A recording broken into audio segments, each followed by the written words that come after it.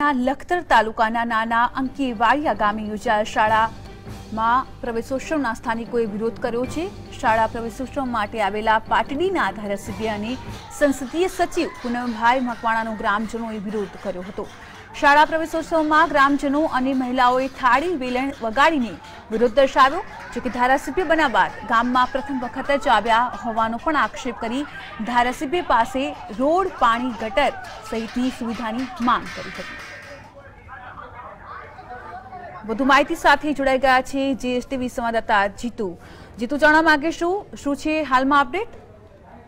જી ભાગ્યશ્રી, સુરેન્દ્રનગર જિલ્લાના લખતર તાલુકાના નાના અંકેવાડિયા ગામે પ્રવેશોત્સવ કાર્યક્રમ ચાલી રહ્યો હતો, જે દરમિયાન પાર્ટીના ધારાસભ્ય અને સંસદીય સચિવ પૂનમભાઈ મકવાણા ખાસ ઉપસ્થિત રહ્યા હતા। આ દરમિયાન 100 થી વધુ પાટીદાર સમાજ તેમજ અન્ય સમાજની મહિલાઓ થાળી વેલણ સાથે દોડી આવી હતી અને કાર્યક્રમનો વિરોધ કર્યો હતો। મહિલાઓનો એવો પણ આક્ષેપ હતો કે ધારાસભ્ય બન્યા બાદ ધારાસભ્ય જે ગામમાં પ્રથમ વખત પ્રવેશ્યા છે, તેમજ ગામમાં રોડ, પાણી, ગટર સહિતની સુવિધાઓ પૂરી પાડવામાં આવતી નથી અને આ મામલે ઉગ્ર વિરોધ કરી કાર્યક્રમનો વિરોધ કર્યો હતો। ચોક્કસથી જીતુભાઈ, આપની પાસેથી એ પણ જાણવાનો પ્રયાસ કરીશું કે તેઓ સાથે આપની કોઈ વાતચીત થઈ છે, તેમણે શું કહ્યું છે કે જ્યાં સુધી તેમની માંગ નહીં સંતોષાય તો તેમની આગળની રણનીતિ શું રહેશે, તે અંગે કોઈ ચર્ચા થઈ છે આપની?